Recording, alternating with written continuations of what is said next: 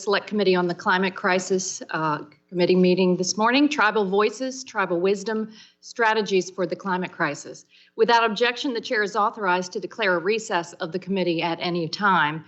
And as a reminder, members participating in a hearing remotely should be visible on camera throughout the hearing. As with in-person meetings, members are responsible for controlling their own microphones. Members can be muted by staff only to avoid inadvertent background noise. And I'd like to remind members, per the guidance of the attending physician, members, staff, and all others physically present in an indoor U.S. House of Representatives space, including this hearing room, are required to wear masks unless seeking or under recognition by the chair. In addition, statements, documents, or motions must be submitted to the electronic repository at ccc.repository@mail.house.gov. Finally, members or witnesses experiencing any technical problems should inform committee staff immediately. Thank you all for joining this hybrid hearing. I'll now recognize myself for an opening statement, if I can locate it.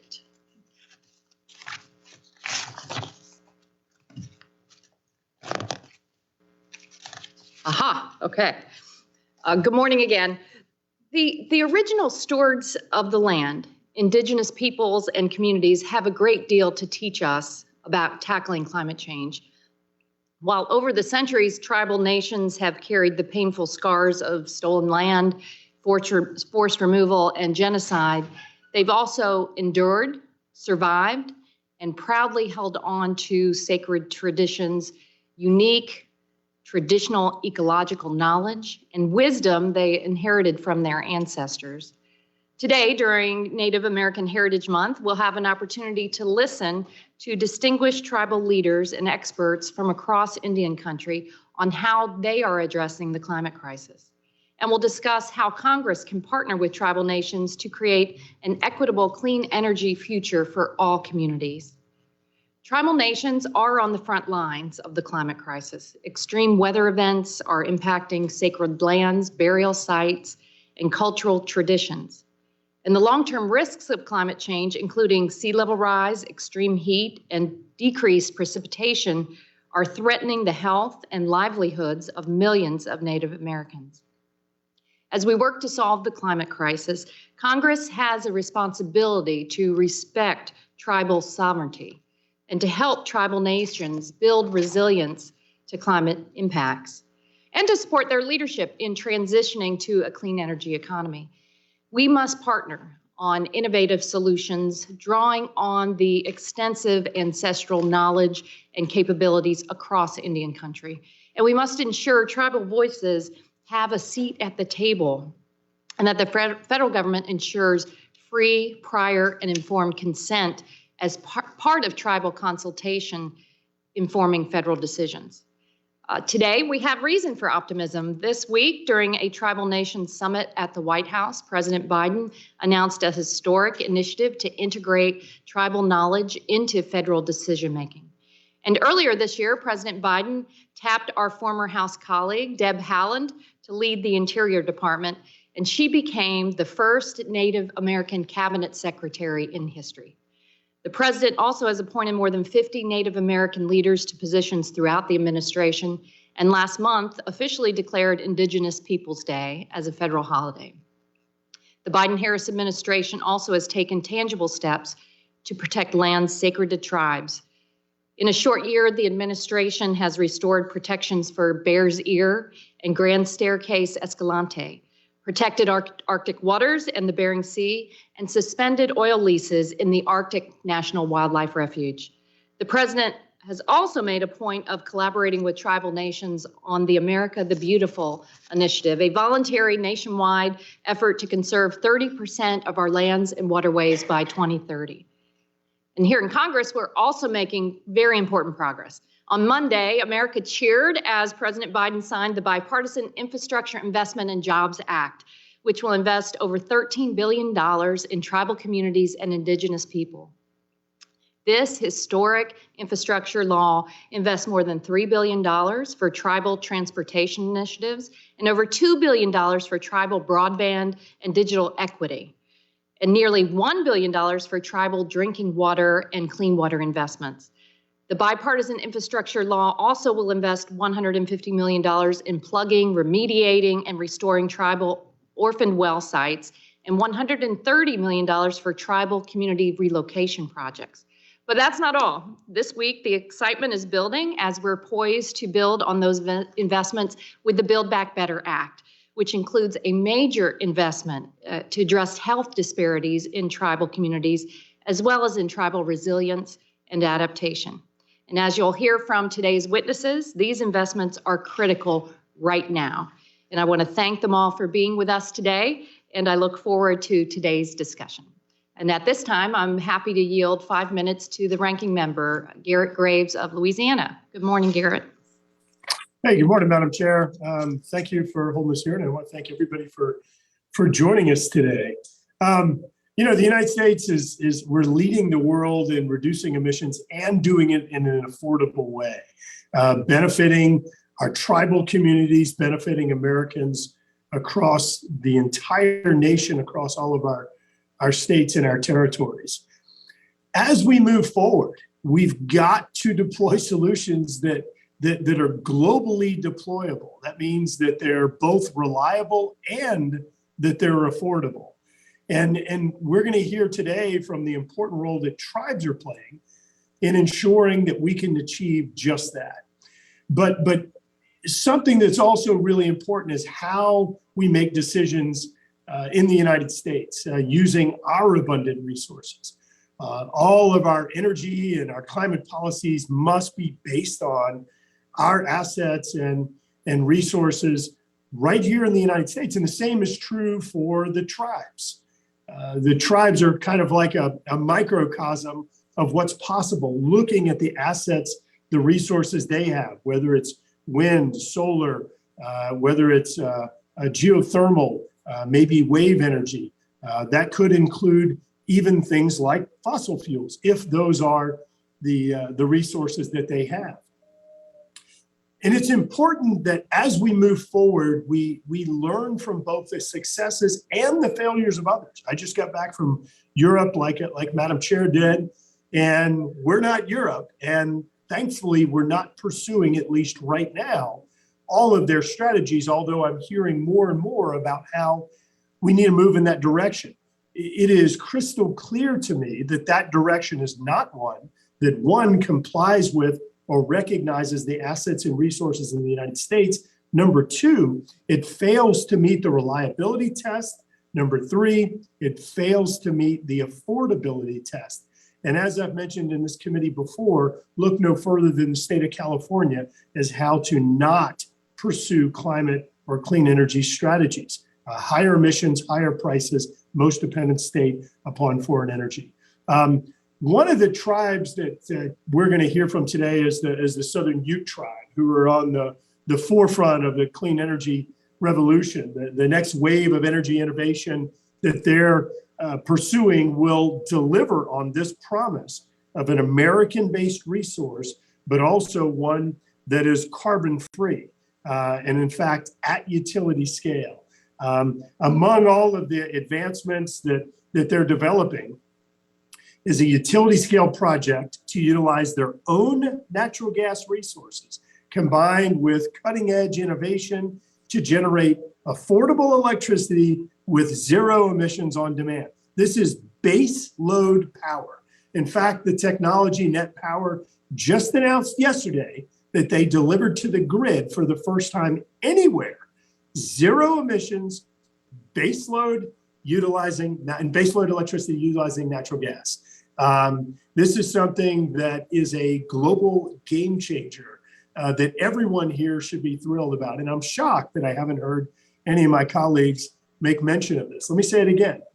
American resources, natural gas right there, or tribal resources, natural gas, zero emissions, affordable electricity, base load power put onto the grid. If you're to believe the science and just about every credible analysis, then this announcement yesterday is a seismic shift in advancing the technology essential to achieving meaningful global action to reduce emissions. Madam Chair, I heard you talk a lot in your opening about listening to tribes and making sure that there's tribal consent. And I agree with you. I think that's really important when we move forward, that we do look at the tribes like a microcosm of opportunity, and ensure that the tribes like the Southern Ute in this case, that we're listening to them, and how we can not, as many people have failed on their strategy, not look at the source of energy as the enemy, but recognize it's actually the emissions. And the Southern Ute Tribes Project is a perfect example of how we can deliver reliable, affordable, emissions-free energy that can ultimately be exported around the world, rather than the strategies that we've seen recently, where our administration is asking Russia, Saudi Arabia, Iran, Venezuela, Nigeria, and other countries to basically produce energy. Lastly, Madam Chair, I think it's important to note, just yesterday, the lease sale that the courts forced the Biden administration to pursue ended up providing nearly $200 million to the Treasury just from the lease sale. That's not from the production. And that's important, Madam Chair, because in a hearing this week, they told us onshore renewable energy production only produced $40 million for the United States, whereas offshore in recent years has produced $10 billion. If we're going to fund important BIA efforts, important environmental protection, important healthcare, education, infrastructure, and others, we've got to have the resources to do it. So look forward to hearing from our witnesses, and yield back. Now I want to welcome our witnesses. We will hear from experts on tribal perspectives on climate change, the transition to the clean energy economy, and adaptation to climate impacts. First, the Honorable Fawn Sharp is the President of the National Congress of American Indians and Vice President of the Quinault Indian Nation, a community of 2,500 in Taloha, Washington. She is the 23rd president of the NCAI, the oldest and largest American Indian and Alaska Native tribal government organization in the country. The Honorable Melvin J. Baker is the chairman of the Southern Ute Indian Tribe. He previously served on the Southern Ute Tribal Council, the Colorado Commission of Indian Affairs, and the Southern Ute Indian Housing Authority. Dr. Casey Thornbrew is the Climate Change Program Manager in the Office of Environmental Resource Management for the United South and Eastern Tribes. He also serves as a tribal climate science liaison for the Department of Interior Northeast and Southeast Climate Adaptation Science Centers. Dr. Thornbrew is a citizen of the Mashpee Wampanoag tribe. And Pilar Thomas is a partner in the Energy, Environment, and Natural Resources Practice Group of the law firm Quarles & Brady, LLP. She previously served as the Deputy Director of the Office of Indian Energy Policy and Programs at the U.S. Department of Energy, and as the Deputy Solicitor of Indian Affairs at the U.S. Department of the Interior. Ms. Thomas also served as the Interim Attorney General and Chief of Staff to Chairwoman Herminia Frias of the Pasquayaqui tribe, where she is a member. Without objection, the witnesses' written statements will be made part of the record. And with that, President Sharp, welcome. You are now recognized for 5 minutes to give a presentation of your testimony. Good morning, Chaircaster, Ranking Member Graves, and members of the House Select Committee on the Climate Crisis. On behalf of the National Congress of American Indians, I'd like to thank you for holding this hearing. My name is Fawn Sharp, and I serve as Vice President of the Quinault Nation and President of NCAI. As you point out, Chairwoman, tribal nations are on the front lines of climate change. Every region of NCAI is deeply impacted by climate change. However, even as tribal nations are faced with the severity of climate change impacts, our traditional ecological practices have allowed our communities to develop and implement our own innovative approaches in addressing the climate crisis. With this week's White House Tribal Nations Summit and with Special Presidential Envoy John Kerry inviting us to sit on the U.S. delegation for COP26, this is a critical time for meetings like this to happen so that our Indigenous voices and solutions are heard at the decision-making table. To facilitate the committee's work today, my testimony will highlight existing tribal climate strategies and will identify how the committee can support tribal climate change initiatives. Additionally, I'll highlight some of the discussions that happened at COP26 with our international Indigenous communities and allies. Tribal nations have long taken care of their land and natural resources since time immemorial. Backed with traditional ecological knowledge and practices, tribal nations across Indian country have been able to respond to climate change by crafting their own self-governed approaches to climate resiliency and mitigation efforts. In my written testimony, I highlighted 3 tribal nations working to address climate change impacts: the Gila River Indian Community, Blue Lake Rancheria, and the Karuk tribe. Each of these tribal nations have their own innovative approaches to tackling climate change impacts on their cultural and natural resources. From leading drought contingency efforts to becoming national leaders on clean energy transition and using traditional ecological practices to combat the damages of wildfires.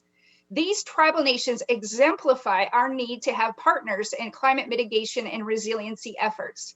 Congress plays a critical role, not only as a convener, but also to support and incentivize intergovernmental initiatives between tribal governments and the federal, state, and local governments, as well as other interested stakeholders.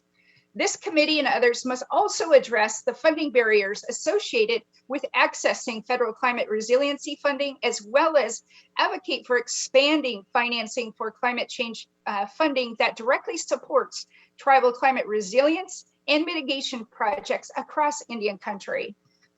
I want to first address community relocation emergencies and their associated project costs. These projects are devastating tribal nations across Indian country as they work to combat the climate crisis. My nation, the Quinault Indian Nation, knows this all too well. We are located on the southwest corner of the Olympic Peninsula of the state of Washington along the Pacific Ocean. Since time immemorial, my nation has relied on the waters of the Quinault and Queets rivers and the Pacific Ocean for sustenance and survival. The village of Tahola is the primary population, social, economic, and government center of our nation. In 2012, my nation began developing a master plan for relocation of our residents, businesses, and institutions of Lower Tahola to a new village on higher ground. This master plan involves multiple federal agencies, including DOI, HUD, and Interior, and has an estimated price tag of $150 to $200 million. And Quinault is only one example of several tribal nations working to relocate their communities across Indian country. We at NCAI applaud the passage of the Infrastructure Investment and Jobs Act, which passed a $130 million set aside for tribal community relocation projects. This is the first federally established community relocation fund that is specific to Indian country. So it is crucial that members of this committee consider establishing a federal relocation framework for tribal relocation efforts and promote the need for meaningful tribal consultation on the implementation of the infrastructure package's $130 million tribal relocation fund. In order to adequately address the climate crisis, we must collectively look to engage with our international parties.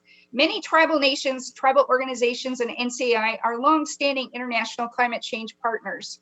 Just this past month, we attended COP26 as the article of the Paris Agreement, Article 6, which addresses market and non-market approaches to climate change, were negotiated. On November 13th, Article 6 was adopted, with many of our positions included in the final text. I'm happy to discuss this further, and I appreciate the time and opportunity this morning. And again, thank you for convening this very important and critically timely session. Siakwil, I'm happy to answer any questions. Well, thank you, President Sharp. And it was very apparent at the COP26 in Scotland, the growing impact and influence of Indigenous peoples from the United States, but all across the globe. So we are going to talk a little bit more about that. Next, Chairman Baker, you're recognized for 5 minutes. Thank you. Good morning, everyone. Good morning, Chairman Castor, Ranking Member Graves, and members of the Select Committee. My name is Melvin J. Baker. I am the elected chairman of the Southern Indian Tribal Council, the governing body of the Southern Indian Tribe. Thank you for the opportunity to testify before you today on the tribe's efforts to protect the environment while utilizing the tribe's energy resources to support a broader mission around the energy transition and carbon neutrality. All modern economies require a reliable and affordable energy supply, and in turn, energy development has an environmental impact. The fact is, we must embrace innovative ways of thinking to solve problems for our future generations. The environmental impact that is receiving significant attention today and is the subject of today's hearing is the effect of energy development on climate change. The challenges around the current trajectory of increasing CO2 emissions in the Earth's atmosphere are real. We must work together globally to implement change that puts us all on a path to carbon neutrality. So CO2 levels in the atmosphere don't continue to increase as a result of the human activities on Earth. We must also be mindful that while we solve these challenges with climate change, it is not at the expense of other aspects of the environment or the standard of living we strive to provide to our tribal members. We support a holistic approach to climate change by leveraging a natural resources in each region where energy is developed to reduce carbon emissions on tribal lands within the United States and around the world. With many well-meaning ideas and proposals introduced nearly every day, we cannot allow policy changes to exclude technological nor advancements because they are not considered renewables, nor can we expect export carbon emissions from one area of the country to another or even to a different part of the world, as our Earth has one atmosphere. A holistic approach to carbon emissions delegation of federal environmental programs and project life cycle environmental impacts require transformation of future business and energy development to address climate change and other environmental or cultural impacts. America remains a land of innovation and technology advancements, including methods to tame climate change in ways that do not result in deterioration of our material standard of living. One example of our tribe managing energy resources on the reservation is our methane capture project. Methane and CO2 naturally seep out of the ground on parts of the reservation where the fruitland coal seam comes to the surface, also known as outcrops. From 2008 to 2018, the tribe successfully implemented a project that included a collection system to capture these gases and allowed us to sell over 420,000 metric tons of carbon credits associated with the project. This was possible because personnel from our tribal government, tribal business, industry, and academia supported the project. We are now working on an enhanced version of this project with deployment of newer technology to increase the amount of methane captured. Another example of our tribe partnering with others to provide solutions in our involvement is the Coyote Clean Power Project. Our partnership with 8 Rivers Capital will pursue the development, construction, and operation of a net power plant that utilizes innovative technology to produce 284 megawatts of electricity from natural gas while capturing and storing CO2 emissions. Net Power continues to advance their technology towards commercial scale deployment. In fact, this portion of the testimony has been recently updated to highlight the critical milestone reached where the Net Power test facility in Texas has successfully delivered electricity onto the grid. The commercial scale facility planned on the Southern Indian Reservation will be the first of its kind and can provide carbon neutral baseload power to support a reliable grid as more coal power plants are retired and intermittent renewables are added. If Congress had not supported the renewable tax credits, solar and wind would not now make up 10 to 15% of today's US supply to the electrical grid. We encourage Congress to consider increasing the value of carbon credit associated with 45Q legislation to expedite deployment of carbon capture infrastructure and new technologies that can be part of the future solution to a carbon neutral environment. The tribe's history with environmental stewardship and energy development both on and off the reservation is vast and unparalleled. This includes development of one of the first utility-scale solar farms in Southwest Colorado, the recovery of naturally venting methane and other alternative projects such as biofuels. The tribe is interested in pursuing projects that continue our long legacy of leadership, vision, and environmental stewardship by collaborating with stakeholders who share the same vision to develop and commercialize real-world solutions for the energy transition. Thank you for the time today to testify before you today and for your interest in the Southern Indian Tribe. At this point, we would be happy to answer any questions you may have, and I do have some staff from our energy department in the room with me. So thank you. Thank you, Chairman Baker. Next, we'll go to Dr. Thornbrew. You're recognized for 5 minutes. Good morning, Chair Castor, Ranking Member Graves, and committee members. Thank you for the opportunity to testify at today's hearing. Natasalis Casey Thornbrew, Ganatomas, Mississippi. My name is Casey Thornbrew, and I'm a citizen of the Mash Wampanoag tribe. I live on Cape Cod, Massachusetts, on the original homelands for those of us who call ourselves Wampanoag, also known as Wampanoag, the people of the first light. It's important to acknowledge that several tribal nations on the Atlantic seaboard refer to ourselves as people of the morning, people of the dawn. USET is a nonprofit intertribal organization serving 33 federally recognized tribal nations from the northeastern woodlands, south to the Everglades, and across the Gulf of Mexico. Climate change will have lasting impacts on tribal lands, seascapes, waters, and communities. As the First Nations of this continent, tribal nations have witnessed and adapted to changes in the climate that have occurred over millennia. However, tribal nations now face a rapidly changing climate while working to protect the health and well-being of our communities, lands, and waters on a fraction of our original homelands. Since the start of the 20th century, the average annual temperature in the US has increased between 1.2 and 1.8 degrees Fahrenheit. However, northeastern areas of the USET region have observed an increase of 3 degrees. Although these may seem subtle, they are reflected in notable changes in ecosystems and weather patterns. Over the past 100 years, global sea levels have risen 7 to 8 inches, and this has also been seen on the Atlantic coast in our region. However, with sinking land in coastal areas and damage to coastal wetlands, some areas in our region, especially in the Gulf, have seen sea level rise of 1 to 3 feet. Future projections indicate that sea levels will rise another 1 to 4 feet, with an 8 to 11 foot rise possible by 2100. My background shows a salt marsh, which is one of the few places our tribal nation can access to fish, shellfish, and practice our culture. A 1 foot sea level rise it could survive. An 8 foot sea level rise would put it underwater. Specific changes in our region also include the Gulf of Maine as one of the fastest warming body of waters in the world. Warm water marine species are showing up in the Gulf of Maine and staying longer in the summer. It's uncertain if the Gulf of Maine will remain suitable habitat for cold water species for future generations. And for tribal nations, it's not just about species. They are our relations. We are culture related. They are traditional foods. They are also in the namesake of some of our tribal nations and some of our clan kinship networks.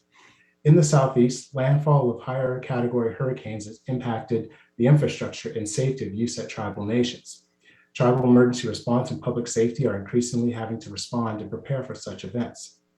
Tribal nations across the USET region have experienced more extreme weather events in areas and during seasons for which they have been historically less frequent.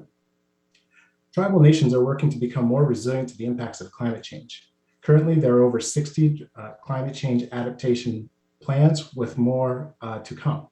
However, there are barriers to tribal climate adaptation planning, such as competitive funding for tribal climate resiliency projects. Also, the 2009 Carcieri Supreme Court decision challenges our ability to have lands placed into trust, even when those lands are on tribal homelands and territories. Thus, tribal nations may face difficulties if adaptation means relocating or reacquiring lands. With regard to relocation, such a term is profoundly sensitive for tribal nations, given our experiences with forced relocation and removal from our homelands.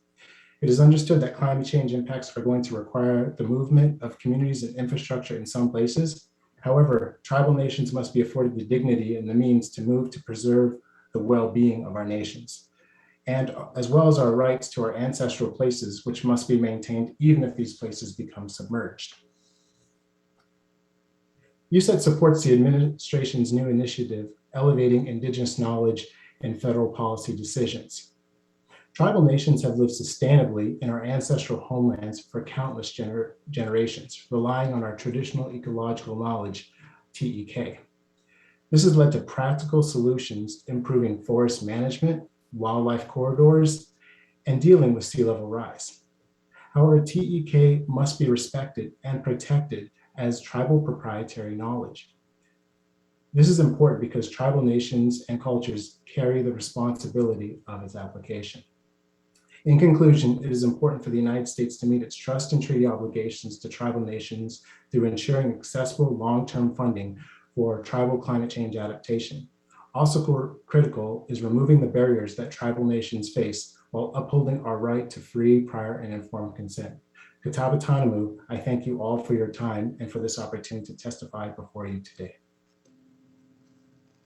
Thank you, Dr. Thornbrew. Next up, Ms. Thomas, you are recognized for 5 minutes. Welcome. Good morning, Madam Chair and Ranking Member Graves and honorable members of the committee. Thank you for the opportunity to provide, to provide my views on Indian country's substantial opportunities to contribute to this nation's efforts, ambitious efforts to reduce carbon to better prepare and adapt to the now too real impacts of climate change on tribal communities. Certainly coming on the heels of the now enacted Infrastructure Investment and Jobs Act, this hearing is timely and important to identify the critical role the federal government can play and should play in supporting Indian tribes, Alaska Native villages, and other indigenous communities in the strategies and actions necessary to protect these vulnerable communities from the worst of these impacts. Let me start with the good news. According to a recent analysis by the National Renewable Energy Laboratory in 2018, Indian country has over 6% of the total technical and economically feasible renewable energy resources in the United States. And that's compared to having about 2% of the land mass. So clearly an outsized amount of resources that tribes have with respect to solar, wind, biomass, geothermal, and hydroelectric. Despite having almost 21,000 terawatt hours of potential generation capacity, which is more than enough power to power the whole United States multiple times over, there are only 2 commercial scale renewable energy projects operating on Indian lands. So Indian country's clean energy resources can and should, and in fact must be brought to bear on the United States efforts to reduce its carbon emissions if the nation is going to succeed at meeting its commitments to future generations and the world in mitigating climate change. Furthermore, these resources can be brought to bear on tribes and Alaska Native villages' efforts to protect themselves from climate change through the use of these same resources in distributed energy projects, whether that's rooftop solar, community solar, microgrids, and as a way to enforce and reinforce energy self-sufficiency, energy sovereignty, but almost more importantly, from a climate change perspective, energy resiliency and reliability. But these goals can only be accomplished through mass deployment of these types of technologies. With the plummeting costs, especially around solar and storage, federal support, such as additional technical and financial assistance, can be more impactful and more meaningful. But while this federal support is necessary, it's not sufficient. Leveraging these kind of resources can still be very expensive. Distributed energy projects, of course, while again, we're reducing costs, the cost of storage is still relatively high. The cost of microgrids is still relatively high. Even Blue Lake Rancheria, which President Sharp referenced in her testimony, the only tribe with 2 actual working microgrid facilities and used for energy resiliency, were still multi-million-dollar projects.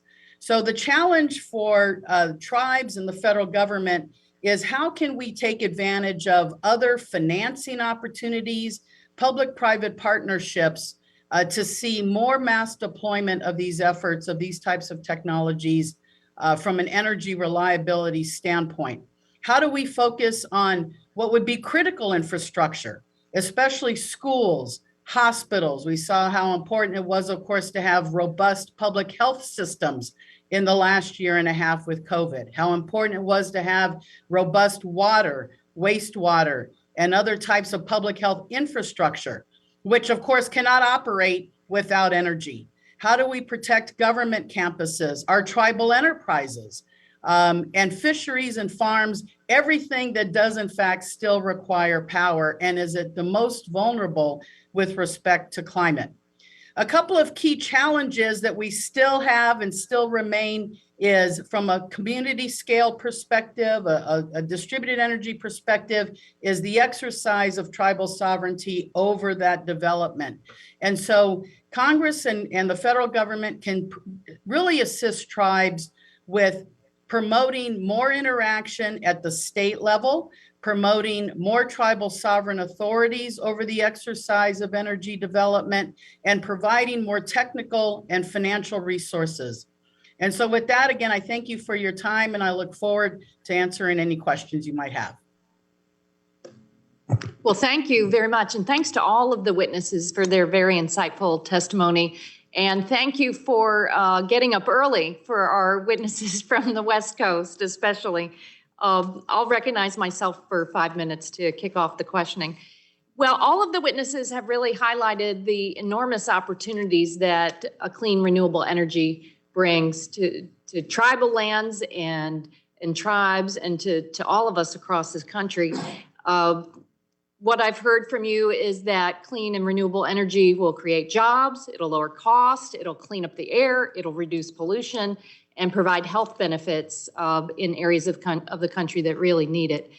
So President Sharp, you're a leader in this. What do we need to do in tribal consultation to really bring these opportunities to Indigenous peoples across this country?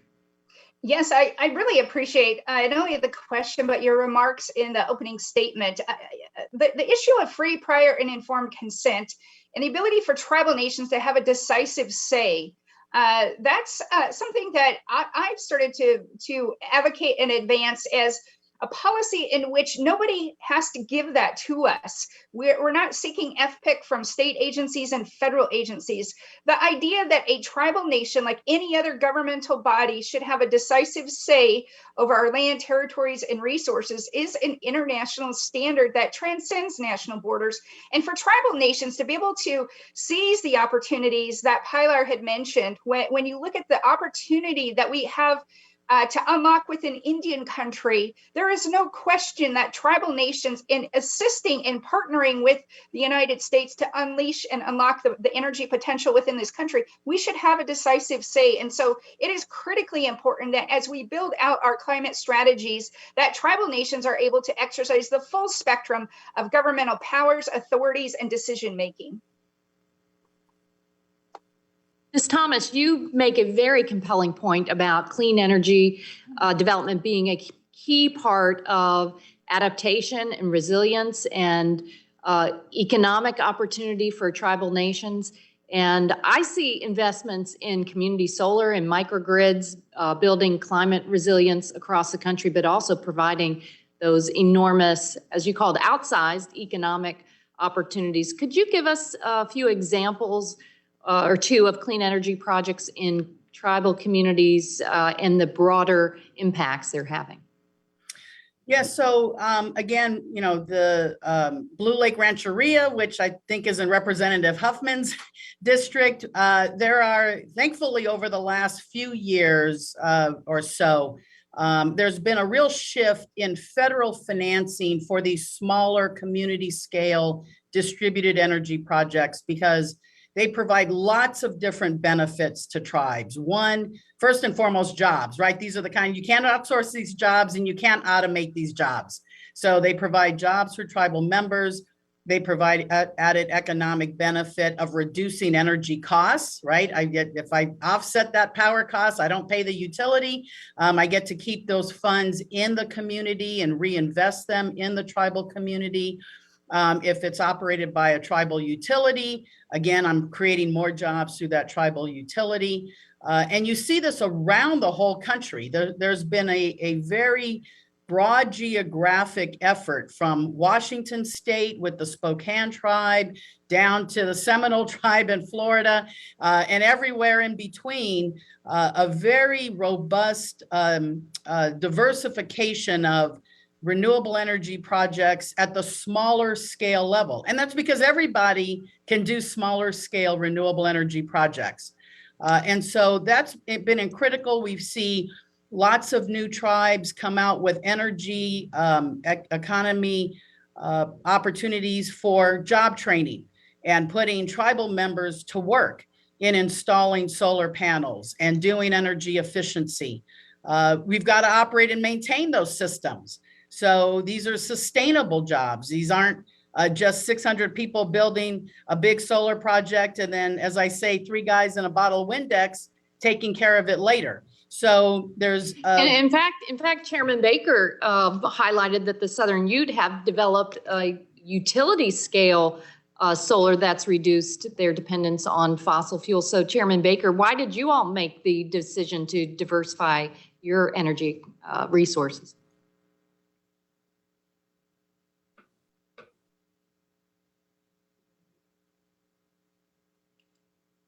And Chairman, I have run out of time, so we'll be sure to come back to you. So we'll give you some time to think about your answer on that, and I'll have to go to Ranking Member Graves for 5 minutes.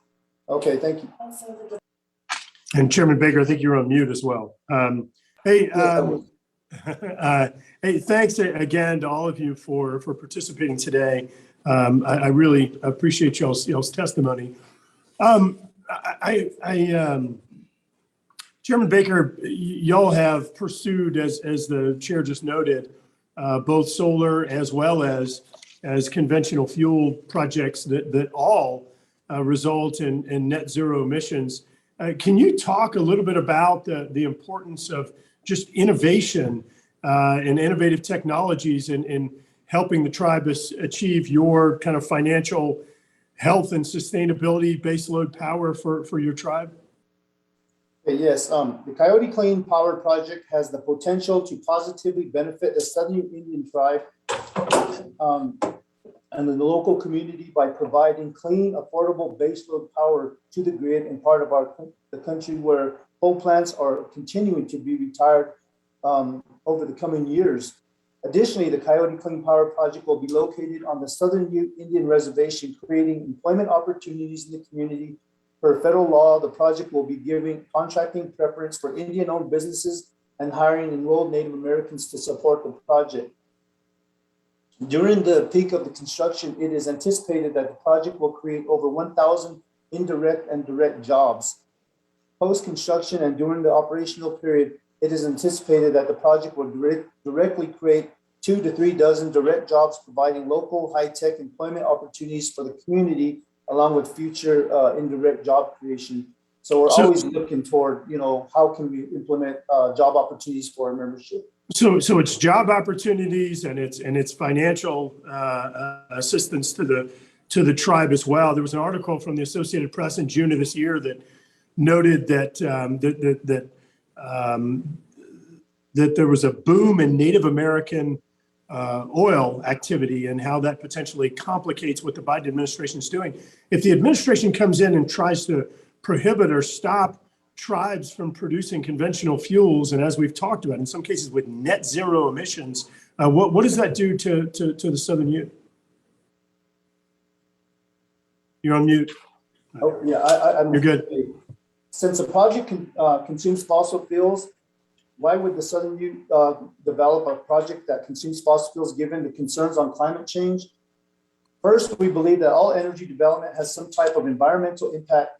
And when we evaluate projects, we look at the environmental and social impacts through the entire life cycle of the project, which can induce air emissions, climate change, water and land use, wildlife, waste generation, labor, etc. The Coyote Clean Power Project utilizes natural gas, which we see as playing a big role in the overall energy transition due to the fact that it is readily available in the United States, has a lower carbon footprint than other types of fossil fuels, and when coupled with innovative technologies such as all the LM fed power cycle can eliminate air pollutants associated with combustion and capture over 97% of the CO2 generated from the project for sequestration. The project is truly an innovative way to supply affordable baseload power to the grid while providing solutions to climate change. To summarize into 3 buckets: fossil fuels can be used cleanly. Fossil fuels still make up more than 80% of the energy consumed around the world. Carbon capture. So, Mr. Chairman, it sounds like y'all have your own process where you review kind of from beginning to end and look at it and determine just holistically if this is the right move for the tribe. And that's a great process, and I think something that doesn't discriminate against energy technologies. President Sharp, I'm curious a couple of things. One, there were some quotes from you earlier this year where you basically said you were going to, quote, take big oil down. Hearing from Chairman Baker about their ability to use conventional fuels in a way that's net zero emissions, I'm curious as to how those two things align. Yes, I really appreciate that question because in that context, I'm very passionate about taking big oil down, because when you look at the scale of the global crisis that we're all facing, the public treasury is having to pay for it. And every single day, big oil is emitting, polluting and denigrating our environment with no consequence. There's no carbon fee. And so that's my intent, that big oil should be held accountable for devastating our natural world and putting the price tag on the public treasury. Now, with regard to any tribal nation's ability and desire to build their own fuel sources and energy, we fully support that. And to reconcile those two things, we're in a period of transition. We need to transition away from fossil fuels to renewable energy. And there is a space and a window and opportunity, and we support any tribal nation's desire to unlock the energy potential within their own sovereign lands. Thank you, Madam Chair. I just want to make note the Biden administration ignored the Navajo tribe whenever they asked for an appropriate buffer, and they put a ban in place. So the administration's not listening to tribes. In regard to President Fawn's comments, President Sharp's comments, the reality is it's for every 1 ton of emissions the United States has reduced, the global community has increased by 10 tons. And so it's not the United States. Yield back. Next, we'll go to Rep. Bonamici. Thank you to the chair and ranking members and to our witnesses. I want to note that the title of this hearing includes tribal voices, tribal wisdom. And I just note that as policymakers, we benefit greatly when we listen to tribal voices and we heed the tribal wisdom, which our witnesses brought to this hearing today. Many of the witnesses have spoken either in their oral or written testimony about the expertise of tribal nations in natural resource management and the value of Indigenous traditional ecological knowledge. On November 15th, the Office of Science and Technology Policy and the White House Council on Environmental Quality released a memo detailing the administration's commitment to elevating Indigenous traditional ecological knowledge in federal policymaking processes. And that includes the convening of an interagency work group. This work group will promote mutually beneficial partnerships between the federal government and tribal communities on Indigenous traditional ecological knowledge. So I want to ask Dr. Thornbrew, what would you like to see this working group consider as it prepares the guidance document for release next year? And what recommendations do you expect the guidance will ultimately offer? Thank you, Representative Bonamici. The main things I would like to see, of course, is clear communication with tribal nations to respect the proprietary information around traditional ecological knowledge.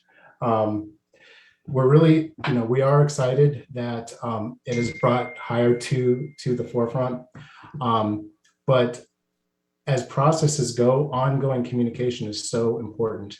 And I want to also highlight President Sharp in terms of the continued importance of FPIC, that this is knowledge that comes from our histories, from, very much part of who we are. So it's important to have the utmost respect for it, but also our consent and how it's applied.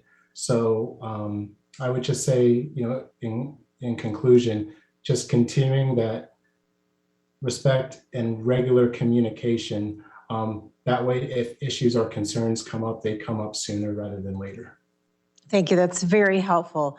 President Sharp, welcome. It's very nice to see you again. I will always remember the beautiful traditional invocation your son provided when you were here at the Capitol previously. I want to thank you for the important contributions of the National Congress of American Indians and what those contributions meant to this committee's climate action plan.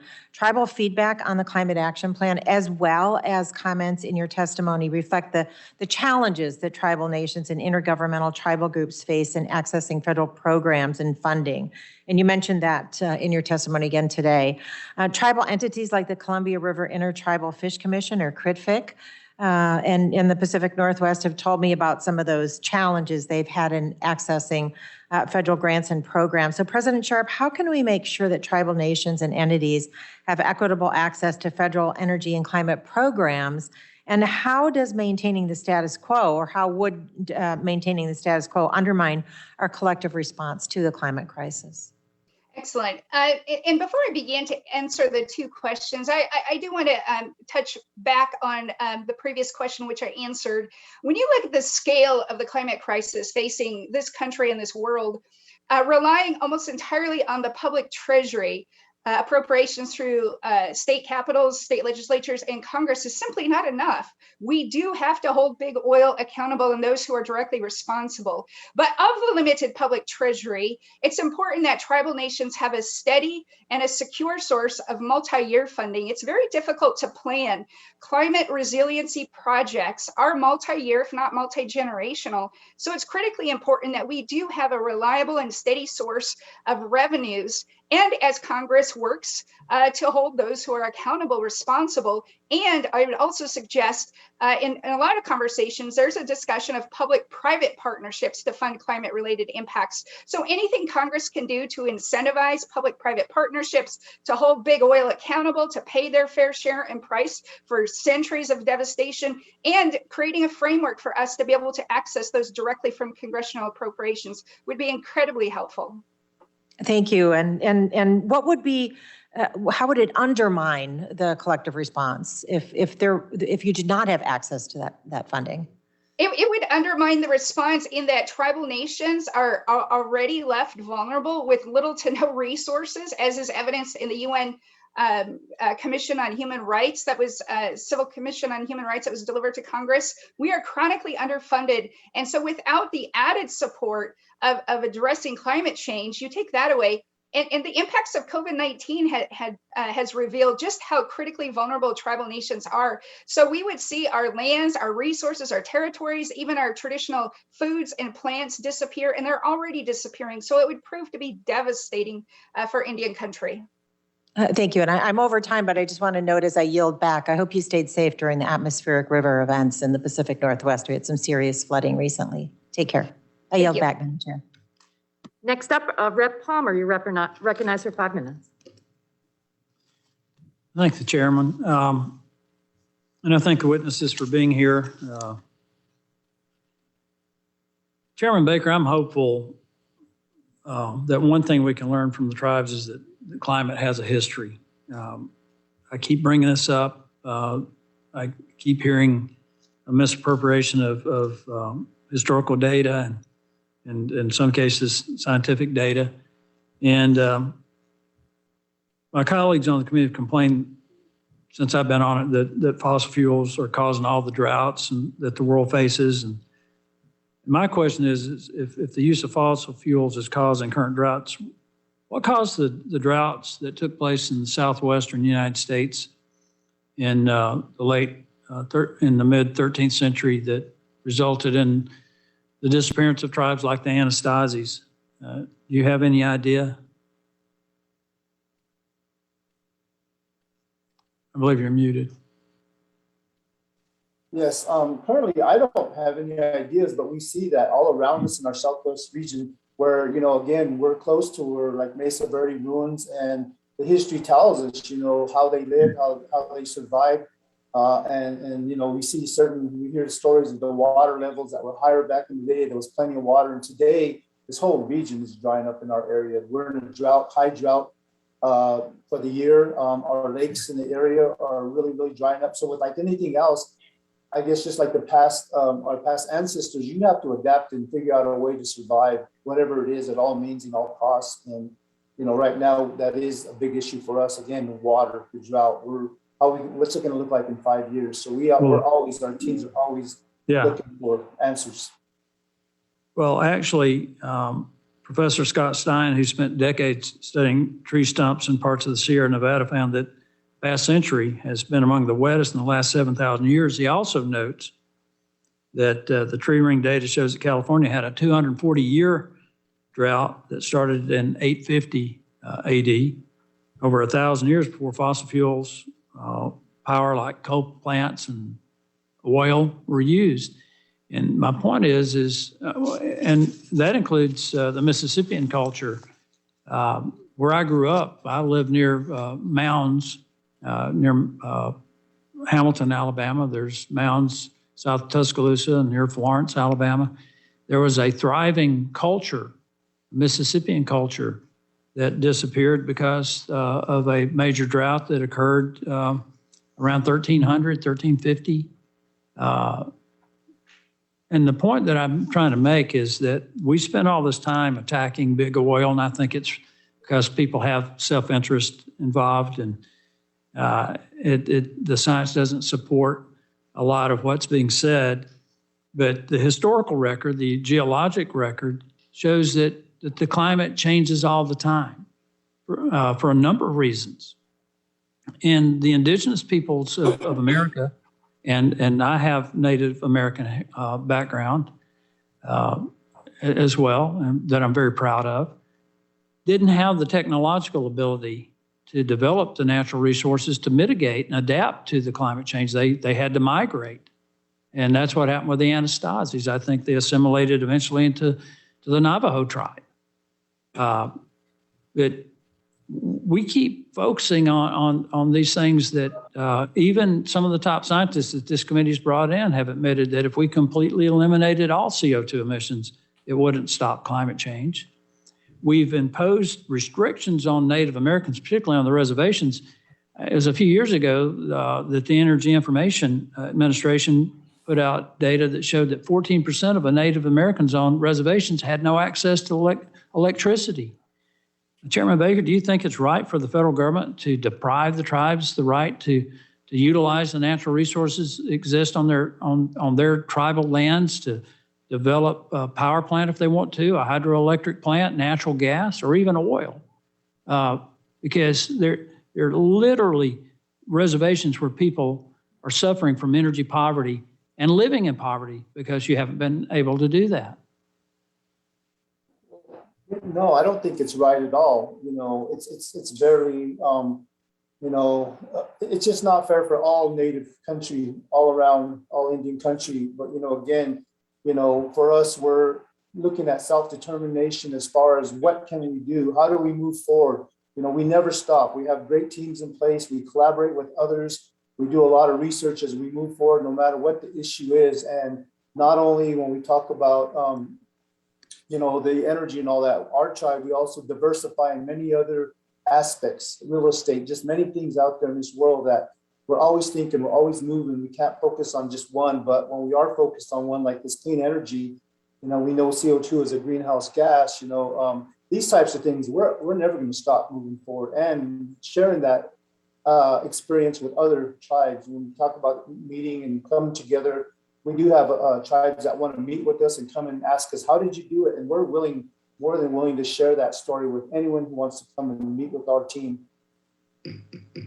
I congratulate you on your commitment to your people.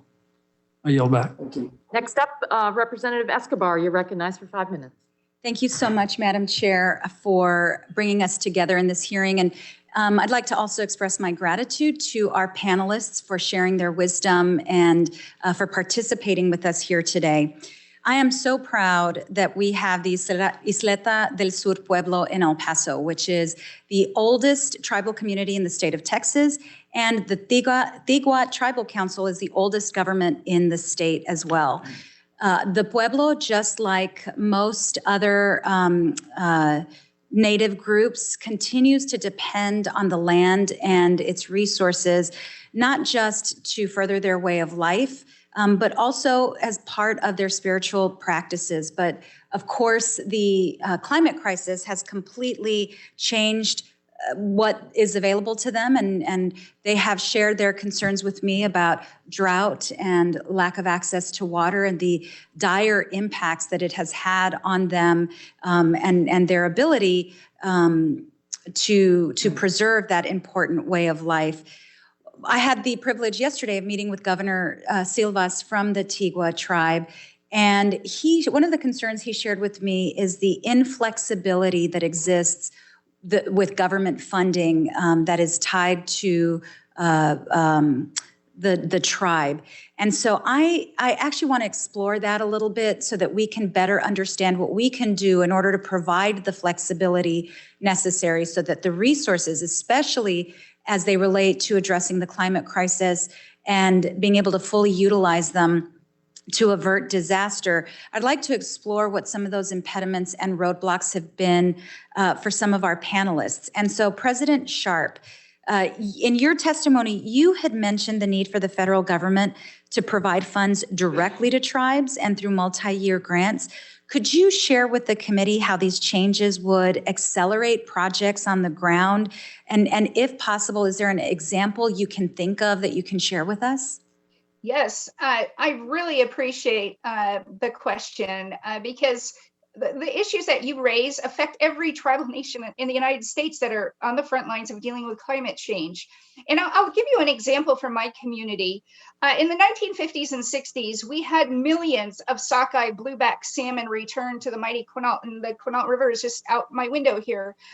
Millions, and that was from when time began, from time immemorial. The year I got elected in 2006, we only had 3,000 blueback return. And our scientists have been doing a tremendous amount of work in adapting and mitigating those impacts, constructing engineered log jams, et cetera. But we are at a place now where we don't even have the resources to really understand the scope of the problem. And with all tribal nations, having a direct source of funding would provide us with the capacity to begin to do some of the identifying of the problem. And then based on identifying the science and having the capacity to do that, then build out adaptation and mitigation strategies. We don't even have the resources to fully wrap our minds around all of the scientific implications of what's happening. So if we had a dedicated source of funding, we would be able to clearly identify the challenges that our communities are facing, identify the goals and objectives related to climate resilience, and be able to point to our partners, whether it's a federal governments and agencies, state, or even the private sector. But until we have the resources to really understand the scope of our challenges, we are just simply literally putting out fires. Thank you so much. Ms. Thomas, what are some of the other roadblocks that make it difficult for tribes to access federal funds for clean energy and resilience in particular, and how would you recommend we fix them?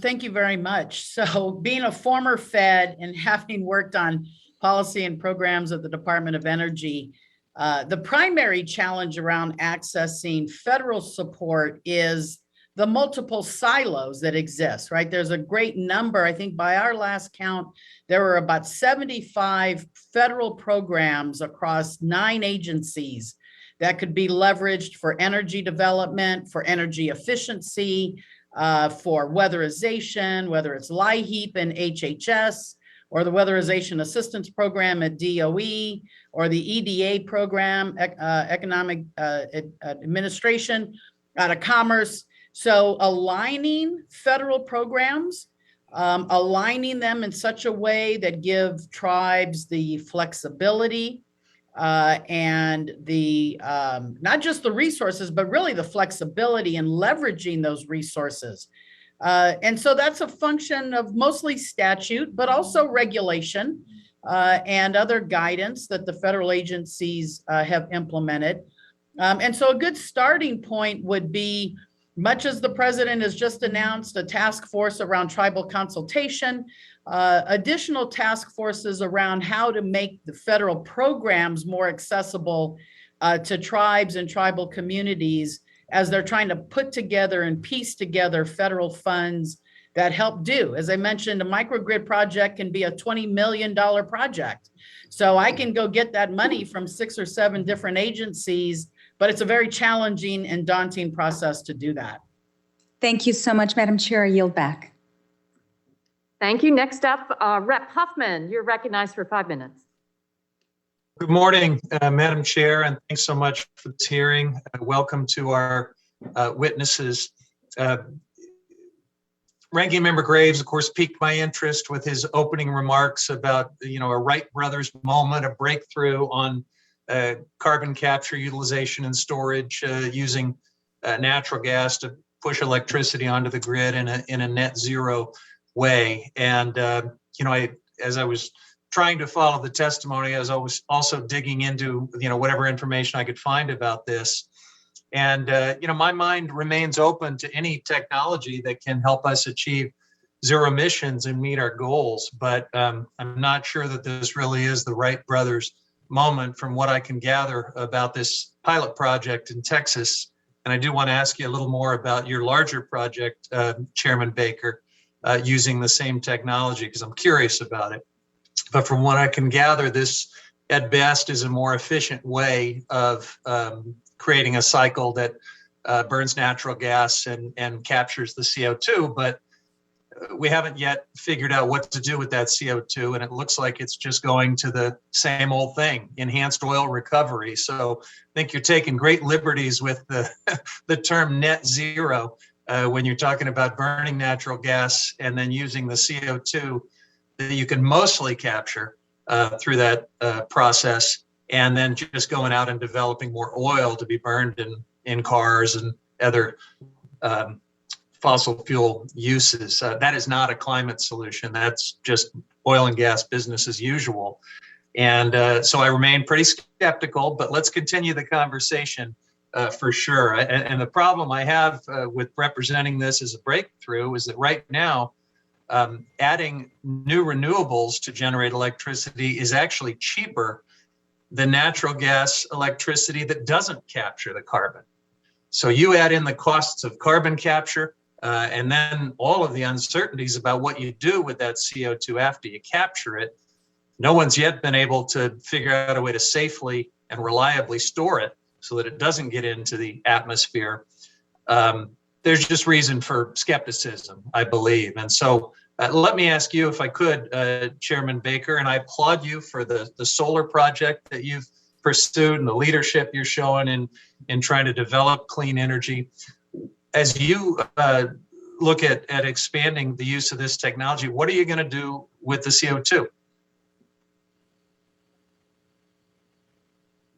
Okay, thank you for the question. Our plan is to store the CO2 in ground. And also we don't develop oil on the reservation. You know, we do a lot of outside the reservation. As we've grown our energy department, you know, we're all over the place, you know, not just strictly on our reservation. And as well as for oil, we don't do that on our reservation. It's all natural gas. But the plan is to store the CO2 in the ground. Have you identified a place that and demonstrated that you can safely store it over the long term without leakage and other problems? Could you repeat that question? Yeah, have you found a place to safely store it without leakage or other problems, or are you just going to have someone else take care of that? Okay, I am off mute. I was lost for a second. Okay, you know, right now, that's kind of like confidential information as our team moves forward. I think we're still working on it. We're not saying that we do have the answer, but as anything else, we're progressing toward that. I'm sure once we develop that and come up with a plan, you know, because again, like we've said from day one, we're always looking out to protect our reservation, our homelands, you know, whether it's within our area and all that, but we don't have that. It's information that our team is working on is confidential at this point because we're not yet at the finish line. We're still trying to develop it and always doing things in the right way, not just for our reservation, but for the whole earth, as well as our sister tribes across Indian country. Okay, but you're not going to just, you know, pipe it off somewhere to be used for enhanced oil recovery?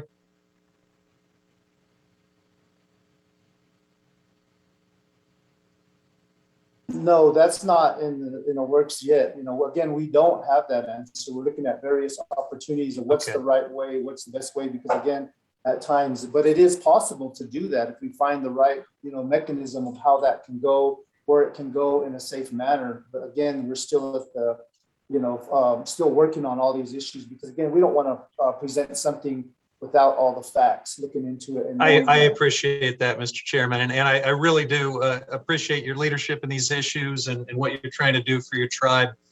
But as with so many other instances where we've heard about, you know, the great promise of carbon capture, utilization, and storage, when you ask the hard questions, it's not quite ready for prime time. And meanwhile, renewables are cheaper than natural gas. So I hope we keep our focus there. And with that, I yield back. Next up, Rep. Crenshaw, you're recognized for 5 minutes. Thank you, Madam Chairwoman. To Chairman Baker, your answer can simply be we can do whatever we want because of tribal sovereignty. So that can be your answer. Let's debunk a couple things. No, renewables are not cheaper than natural gas. That is complete nonsense. Complete nonsense. They're only cheaper because they get massive subsidies to make them cheaper. There's not a single manufacturer of solar panels or wind turbines or generators that I've talked to that say they could do this in an open and free market. Oh, but oil and gas get subsidies too. That's what they say. Lies. Another lie that needs to be debunked. There's no direct tax credits. There's no direct subsidies to oil and gas. Here's another lie that needs to be debunked. Carbon capture technology is not ready for market. Lies. Illinois is starting a project. Chairman Baker is talking about this project here in Colorado. Houston has already piloted it, and we just hooked it up to the energy grid. It's profitable. The only thing they used is a 45Q tax credit. These things are profitable, they work, and in some cases they're carbon negative because the technology exists, and it's well-developed technology that pipes that well underground and saves it for 10,000 years. Point of order, Madam Chair. The gentleman is welcome to disagree with me and make points, but I would ask that his words be taken down for accusing me of lying. Oh, well, your hurt feelings are noted. Gentlemen, if I may continue. So you're not, would you like to yield to Mr. Huffman, Mr. Crenshaw? No, I will not yield. Okay. I would like to yield to Mr. Baker. Chairman Baker, do you think that a person can be in the business of natural gas and also care about the environment? Yes. As I've always mentioned, we as a tribe, we are caretakers of the land. We've always been raised that way. No matter where we are, we're always going to have our land come first and be careful and, how it affects our neighbors. And tribal lands are not exempt from this natural gas tax that's going to be in the reconciliation bill.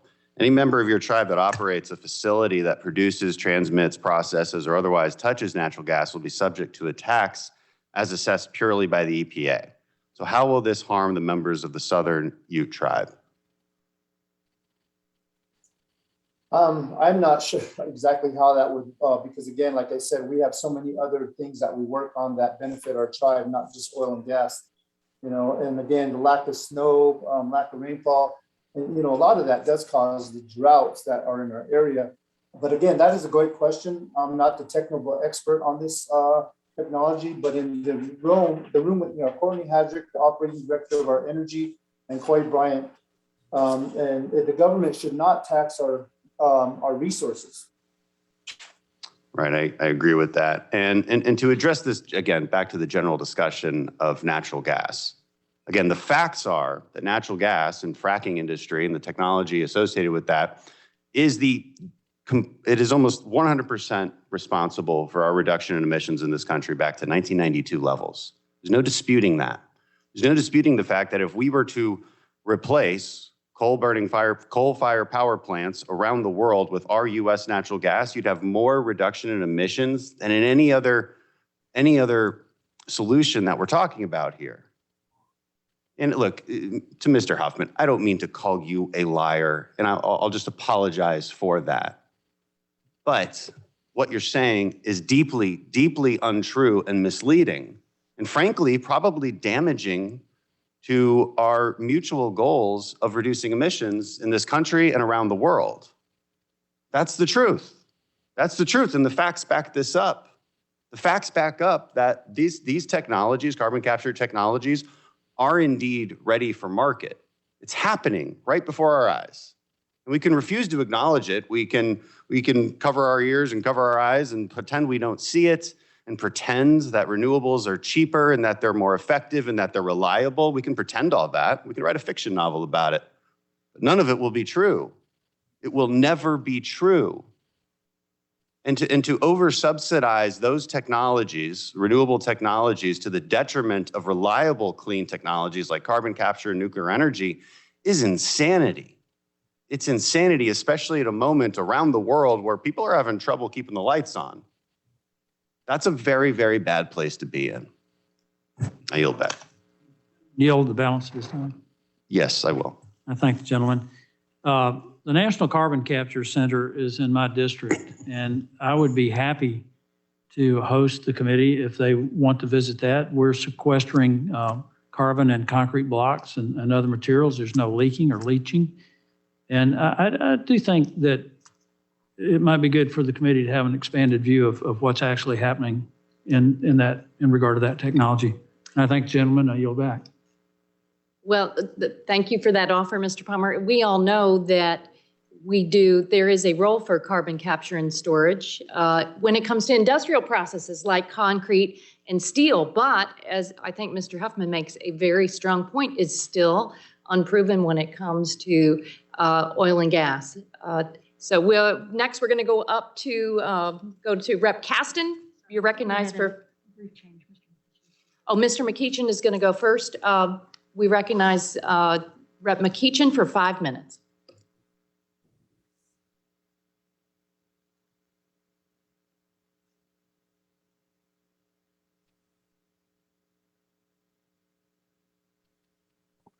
I'm sorry, Madam Chair, you caught me off guard. I thought it was Rep. Caston, but I will go ahead since he's being kind to me today.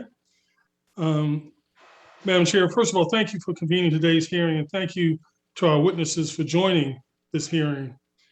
Across the nation, communities are feeling the impacts of climate change, and of course, that includes Native American tribes and indigenous people in my district.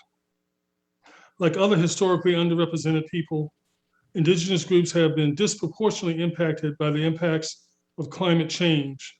According to experts, this is part attributable to the historic wrongs that led to tribal lands dispossession and forced migration to less economically productive lands. As I've said before, access to clean air, clean water, and a healthy environment should not be a luxury. And as we've seen, we need to make sure that as we go forward, we address the climate crisis to move towards a clean energy future. The Select Committee has made recommendations as to how to ensure this is the case. And President Biden is committed to doing so as well through the Justice 40 initiative, a goal of delivering 40% of overall benefits of the relevant federal investments to disadvantaged communities, including tribal communities. I look forward to working with my colleagues and with the administration to ensure that we follow through on this promise and that our tribal nations have the resources and capacity to address climate threats and take advantage of the opportunities presented by the ongoing clean energy transition. Pardon me. This question is for all three witnesses. And I would just ask that you take it in the order that you answer in the order that you gave your testimony. You know, when drafting the Environmental Justice for All Act, it was critical to me to get feedback from a variety of stakeholders on the legislation, including tribal and indigenous leaders. As new policies are created and grants are distributed from the infrastructure package, can you please clarify how you feel the federal government can best ensure meaningful stakeholder engagement, including the types of engagement that would be most helpful?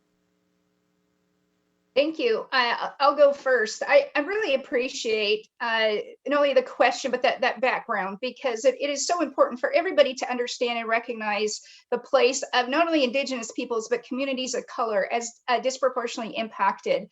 The one thing that I could offer and suggest that would be very helpful is to formalize the engagement of tribal nations on climate policy. As Pilar mentioned, we have to deal with various silos within the federal government, but to consolidate and be able to provide a national climate strategy that is both informed as well as engaging tribal nations at every level would be helpful. And I can say, as representing 574 tribal nations, that we are prepared, we are ready. We just need to have those multiple points of opportunity to bring not only our traditional knowledge, but our innovation and the things that we are doing across Indian country. So we welcome any opportunity, and I thank you for that question. All right, I have less than 2 minutes, but please continue, folks. All right, Ms. Thomas, would you answer next then, please? Sure, I think so. You know, there's lots of ways to have lots of methods for engagement. And, you know, you have your national tribal organizations, such as NCAI. You have the regional organizations, such as USET, where Casey works, and those all over the country. The biggest challenge as well, though, is with direct tribal communities. And as much as there's a government to government relationship that the federal government has to uphold at all levels, sometimes the voices of individual tribal members and tribal communities, those have to be brought to the table as well. So there's a multi-level challenge that the federal government has, but as with anything, the big thing is, how do you eat an elephant? One bite at a time. You got to just get started. So, we got to do maybe some things a little bit differently, and hopefully some of the models that this administration is putting together will be a good way to do that. We've got to find natural allies and partners who are in the same boat, and try and create partnerships across communities of color, across organizations, and across levels of government, and encouraging tribes, for example, to engage with their cities and counties, and as well as with state government, is another way to come at this. Well, thank you for those answers, Dr. Thornburg, and to the chairman. I'm not going to try to get you all to answer in less than 20 seconds, but I would ask that you just send us an answer to that question, if you would. It's a sincere question, and we have a lot of work to do to make sure that we have the right communication between, obviously, tribal and indigenous peoples, but all folks who have been disadvantaged by the climate crisis. Madam Chair, I yield back. Thank you, Rep. McEachin. Next, we'll go to Rep. Cast, and you're recognized for 5 minutes. Thank you so much, and thanks to our witnesses. I want to start just by apologizing. It breaks my heart that my colleagues on the other side of the aisle seem to have climbed in a time machine this morning and gone back to 1995 and said that the climate's always changing, the fossil fuel industry isn't subsidized, that people who would suggest that have special interests. My goodness. We had $100 billion of damage this year, real people who lost their homes from fires and floods, and we're going to talk about tree ring data? The International Monetary Fund says that the world subsidizes the fossil fuel industry by $6 trillion a year, $650 billion in the US. And we're going to call those lies? Show some respect for this committee, for the science, and for the planet that we all call home. My goodness. I want to try to end on an optimistic note, but I want to start, President Sharp, with a question for you. And it's a hard question for me to grapple with, and I'm hoping that you've got more wisdom than me on this.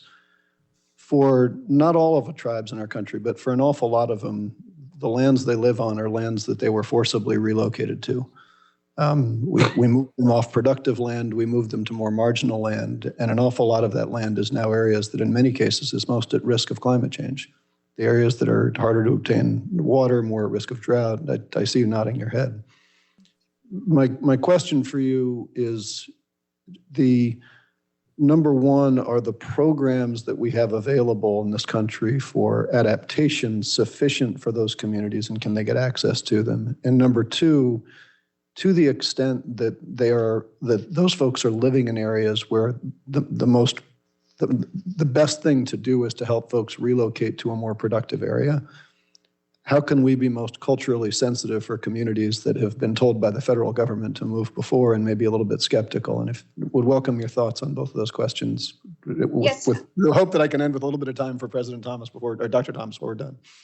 Yes, thank you. And to your first question, adaptation funding is simply not enough. And we need additional resources to begin to not only adapt with new and emerging science and the things that are readily available, but the centuries of knowledge that we have with respect to adaptation, and cultivating and developing that with our elders is critically important. To your second question, yes, how can we make those adjustments and moves in a more culturally sensitive way?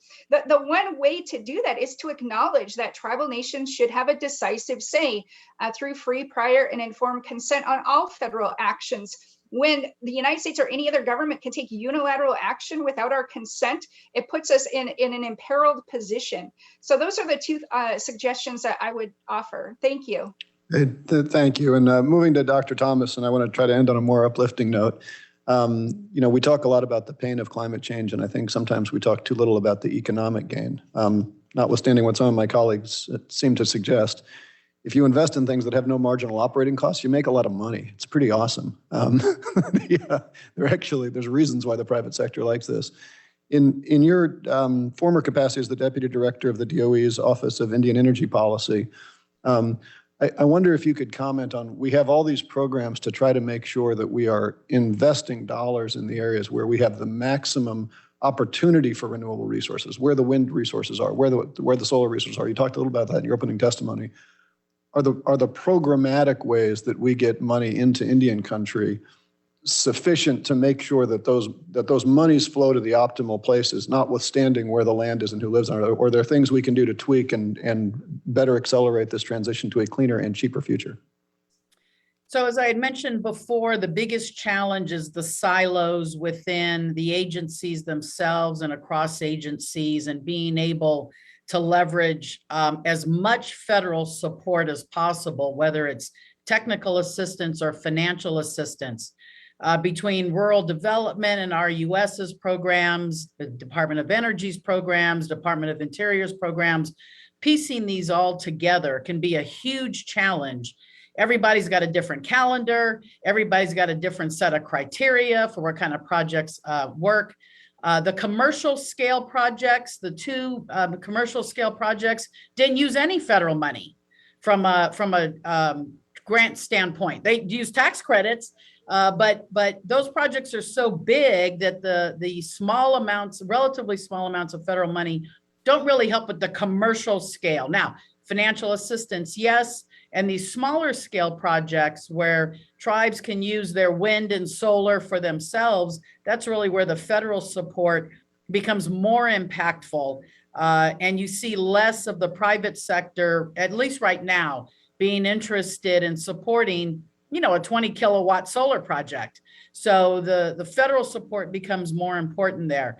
So really the big opportunity for the administration, I think, as with any administration, is how do we better coordinate amongst ourselves? And part of that really should start with asking the tribes who are trying to develop projects, what do you need from us, and what can we do from the federal government perspective to support that effort? Thank you. I see I'm out of time. Really appreciate your response. Yield back. Well, thank you very much. As we close out the hearing, I would like to provide the witnesses with 1 minute each to give us some closing advice and wisdom. And let's go in reverse order and start with Ms. Thomas. 1 minute for closing words to us. So I usually just try and end, usually when I talk about this, with two key concepts. One, tribal sovereign authorities. Tribes aren't going to be able to accomplish most of what they need to do from a clean energy and from a climate resiliency standpoint if they don't have the federal government support for them exercising their own sovereign authorities for what makes sense for the tribal community. And then secondly, I do think the federal government could be more ambitious around supporting mass deployment of whatever technology works for the tribes around climate resiliency. And that's going to require putting our shoulder to the grindstone to really figure out what is it we can do. We can plan, we can assess, and President Sharp is right, we still need more money for that. But in the end, we've got to actually do something to protect ourselves. And so that's going to require more federal government coordination in that regard. Dr. Thornbrew. Thank you. So first and foremost, it's important for tribal nations to be the leaders and to guide traditional ecological knowledge initiatives. I also want to highlight direct funding for tribal nations for climate change adaptation and resilience. Competitive funding puts a burden on the tribal nations and is not representative of the trust and treaty obligation.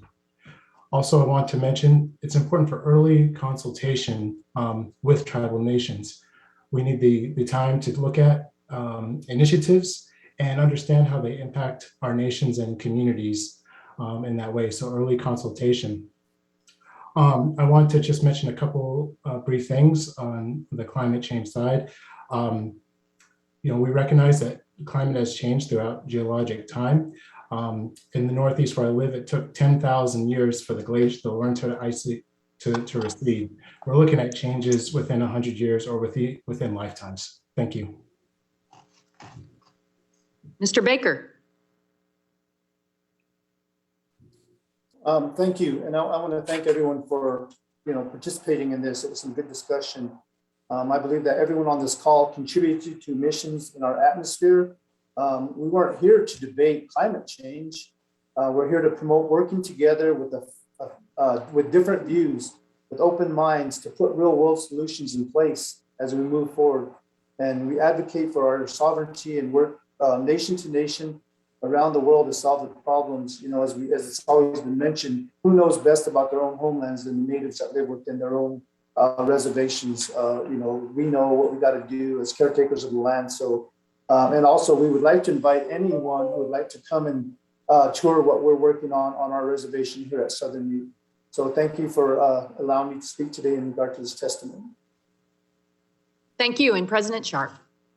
Yes, Seoquil.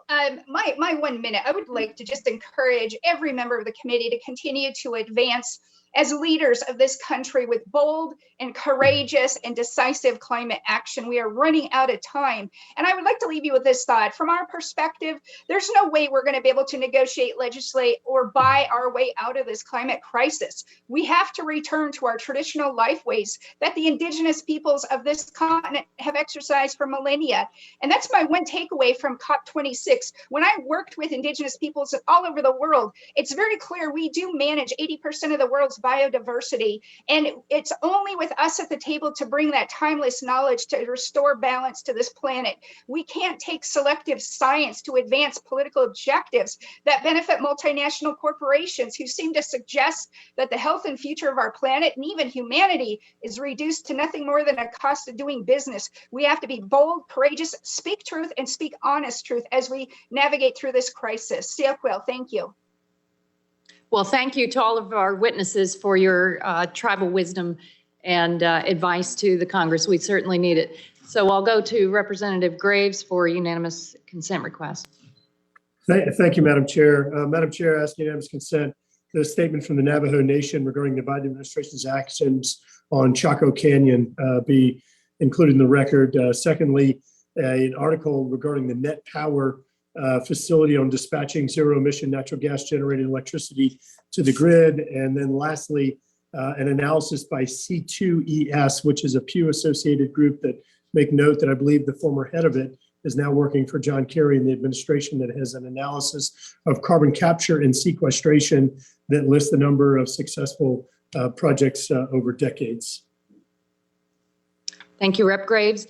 And as I close out the hearing, I do want to say that I know that members are strong advocates for their communities back home and their policy positions, but members like Representative Crenshaw, his remarks today really crossed the line when he spoke in terms of lies and liars. That violates our rules of decorum here in the House, and it was appropriate for him to apologize to Representative Huffman today, and I'm glad he did that, especially when it comes to, and I'll offer this as a unanimous consent request, his assertion that there are no oil and gas doesn't receive subsidies from the U.S. government. So all without objection, I'll enter into the record a September 2021 report from the International Monetary Fund titled "Still Not Getting Energy Prices Right, a Global and Country Update of Fossil Fuel Subsidies," and finding that globally, fossil fuel subsidies were $5.9 trillion in 2020, as Rep. Caston mentioned. Also, an October 21 resolution from the National Congress of American Indians titled "Amending and Updating NCAI Resolution SD-15-024 and Supporting Tribal Disaster Resilience and Climate Change Principles," and an October 2021 resolution from the National Congress of American Indians titled "Additional Tribal Disaster Resilience and Climate Change Common Principles." Without objection, all members will have 10 business days within which to submit additional written questions for the witnesses. I ask our witnesses to respond promptly as you are able. Thank you all, and the committee is adjourned.